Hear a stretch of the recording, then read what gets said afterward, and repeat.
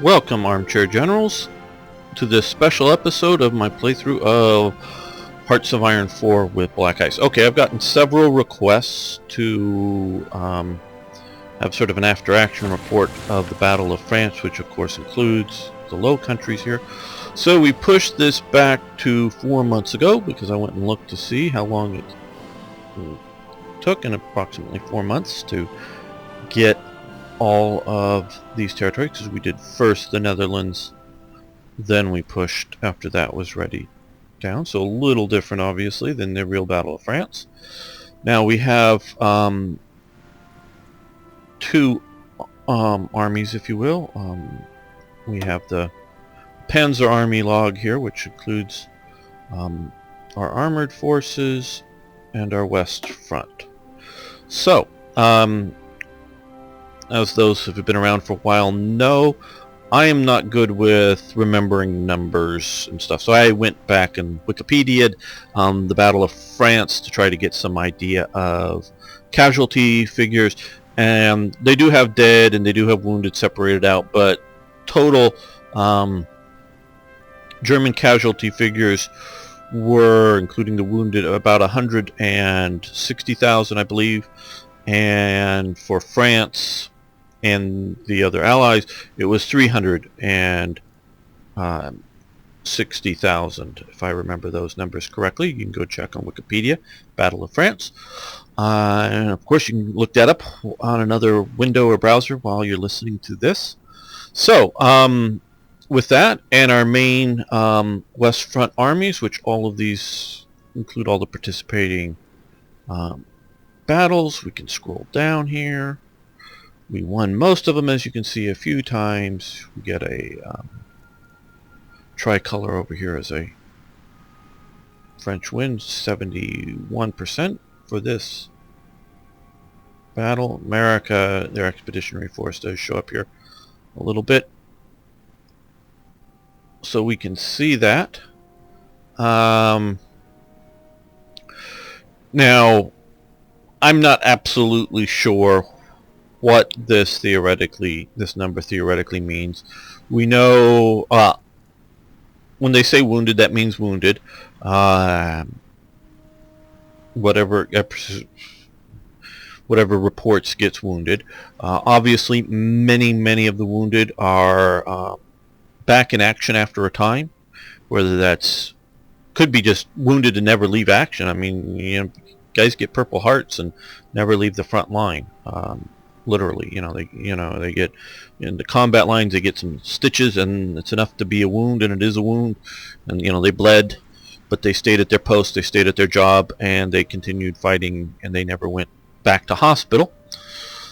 That's probably not what this number represents.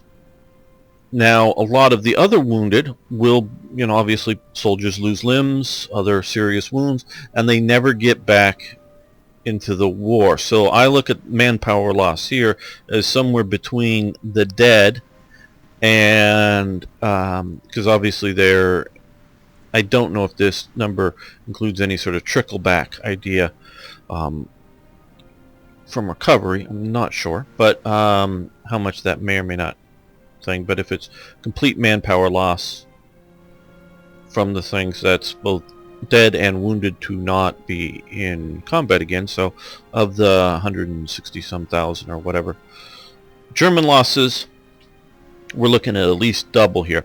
I have noticed, generally speaking, casualties rates are higher in Hearts of Iron than in real life. At least that's my impression, because we have 230,000 there, and we can click over to the Panzer Army log here, and we can see another 75,000 lost here for these units here. Now, as you've probably been noting many times, other general or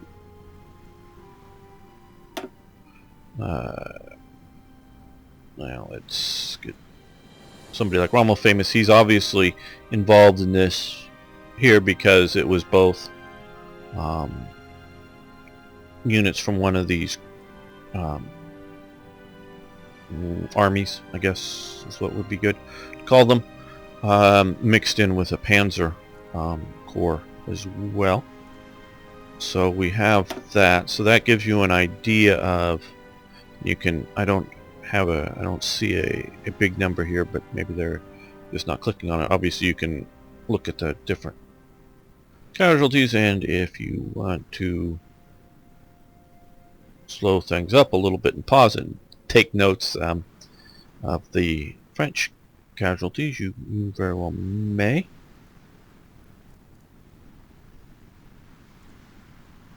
But this is obvious, and so French casualties may be a bit more mixed in with the, there's 10,000 there under a Thoma thing mixed in with this. So, because I believe this manpower loss is per these, corps, armies, whatever, however you want to think about it. Now, equipment losses. We can see this here. For Germany, lots of rifles, other gear, artillery. For the enemy, various types of enemy. French, Dutch, Belgian, British. I don't think very many British made it over for this. And to get up to here, so we can see the losses in the Panzer armies, trucks, some Panzer IIs, Panzer IVs, Panzer IIIs, Panzer Is, some Czech armor. Now this is probably, I think, the same list that we saw before, or at least for the most part, wherever there was a Panzer army involved with that. So I think this is mostly going to be a subset, because most of the battles mixed, and that's just the way I organize things up and not do their theory of a front, that put them all into that. So that gives you our ground equipment losses. Obviously we have air losses on top of that. And I think that's put into the Wikipedia numbers. I don't know what to say about, in my opinion, I've played on since this, and this is back to the save at the end of this last episode, put up 22, I believe. I keep all my saves, so I can go back and look at things just like I'm doing here now, or play from a different viewpoint, if need be. Like I was saying earlier, I do have the, I'm going to call it impression, because again, I'm not good on all the numbers, but some of the numbers get awfully high for some of the battles, both within Hearts of Iron 2 and Hearts of Iron 3 and 4, that I think are a bit historically overly large. So the double the number, I think it's, all things considered, we did pretty well in that battle. Obviously we did fairly well in that we won it. So thanks for watching, thanks for liking the videos, do appreciate that, and please post questions, comments, suggestions, requests. If they're reasonable and easy and whatnot, I will happily do them. I'm not going to do oddball requests like you try to have Germany invade Italy or something. Obviously we're in the same faction right now, but I don't know, things that just don't make sense just to do them. But like this, no problem. Thanks again. See you next time for more Hearts of Iron.